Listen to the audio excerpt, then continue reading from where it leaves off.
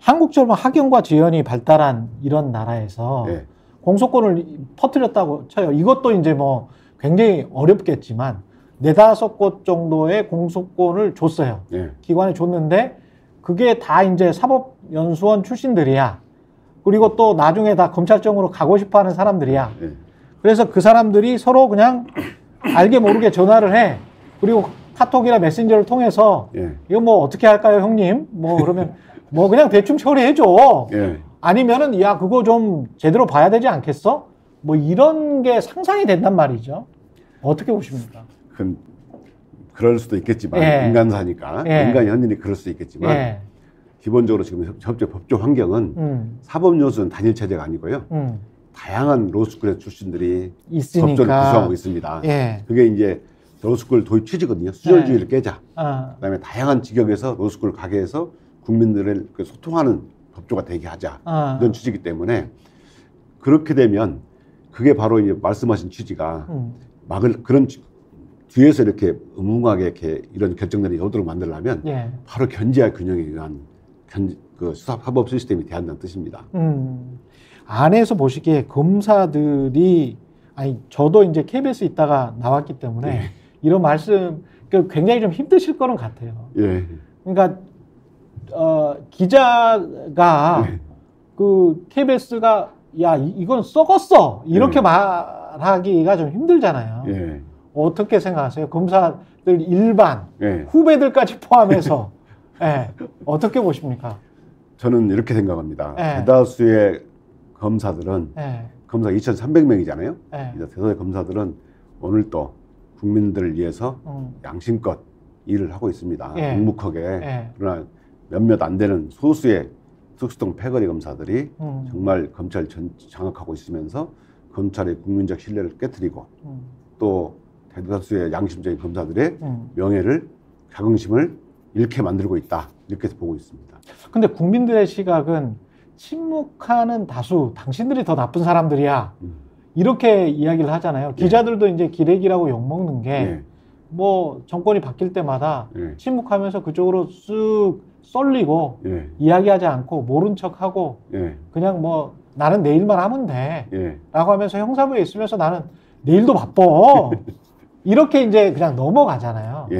그러면서 이제 그 사람들이 어떤 기회가 되면 권력을 잡을 기회가 되거나 승진할 기회가 되면 그때는 또 아닌 것처럼 또 행동을 하는 또 국민들에게 배신을 하는 어떻게 보십니까? 그게 이제 되풀이 되고 있는 것 같아요. 우리나라의 이른바 권력기관에서. 그렇죠. 예. 제가 말씀하시니까 제가 느낀 것은 그렇습니다. 검사들이라는 게 굉장히 예민한 게 인사권이거든요. 그렇죠. 예. 검사가 과거에 검사를 마치고 그 로펌에 갈 때도 무슨 보직을 거쳤냐가 굉장히 중요해요. 다른 공무원들도 인사에 물론 예민하긴 하지만 그렇죠. 검사들은 그렇기 때문에 특히 인사에 예민합니다. 그러다 보니까 이런 일이 생기면 인사권을 가진 사람한테 이런 걸 말을 못하죠.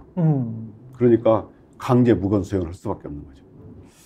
그리고 윤석열 사단이 지금 하나회와 비견된다라는 말씀도 하셨잖아요. 근데 그렇게 똑똑한 검사들이 저는 기자들도 마찬가지입니다만은 아니 특수통 검사에 의해서 장악됐다. 그렇게 똑똑한데 왜 특수통 검사 몇 명에 의해서 장악되지? 그런 생각도 할 수 있는 거 아닙니까? 그렇죠. 어떻게 보세요? 이런 것들은 그럼 어떻게 똑똑한 사람들이 소수에 의해서 장악되나? 그 소수라는 게 검찰이라는 게 요직이라는 게 있어요. 요직이 있고 인사권을 좌지우지하거나 또는 언론에서 관심을 갖는 보직들 이런 것이 있는데 이런 것을 장악하게 되면 나머지 검사들은 난 조직에서 밀렸나? 이렇게 자포자기하게 되는 거죠. 그 검사와 기득권이 어떤 그 연계됐다, 유착한다라는 말씀을 모두에서도 하셨는데 그 기득권 중에는 언론도 들어갑니까? 그렇다고 봅니다. 검사들이 또는 검사장들 또는 뭐 지검장들 뭐 그 밑에 있는 사람들도 마찬가지겠습니다만은 어떤 사건을 맡아서 이렇게 언론 플레이를 하면 대충 어떻게 기사에는 나오고 그게 내 승진이나 내 성과에 어떤 도움이 되겠다. 이게 좀 어떤 계산이 나오는 그런 방식이 있나요?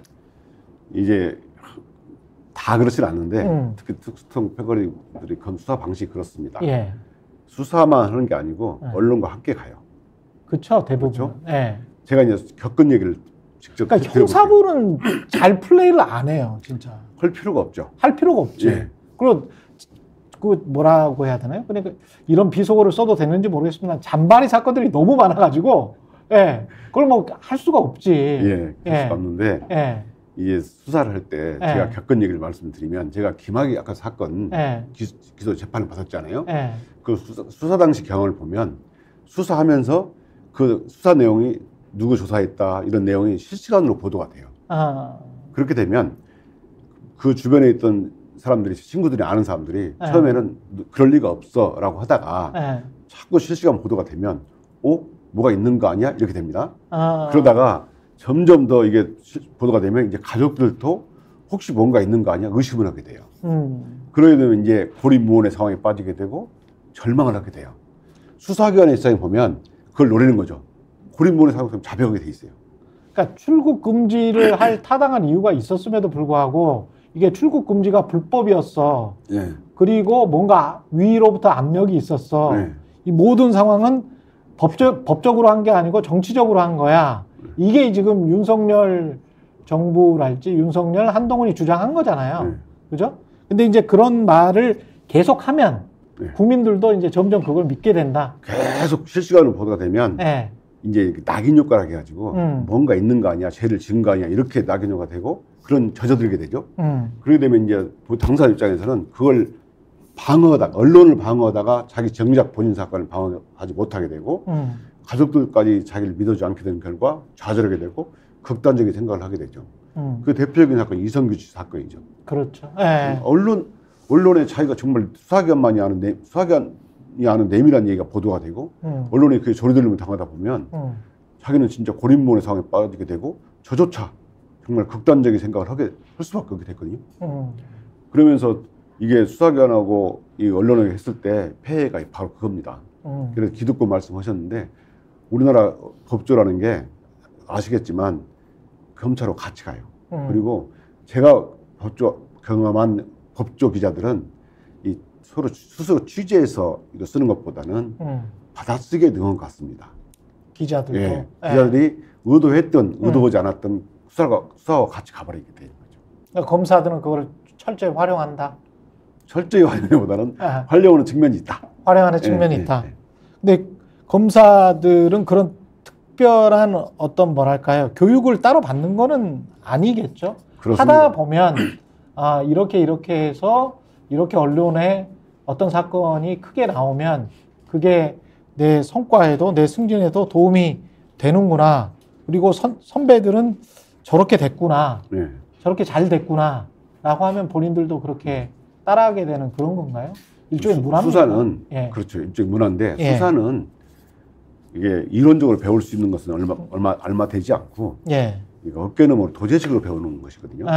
그래서 선배들한테 이런 문제가 있으면 어떻게 수사할까요? 물어서 이렇게 배우는 거죠. 도제식으로, 실습식으로. 그리고 수사는 이론적으로 배울 수 있는 것은 얼마 안 됩니다.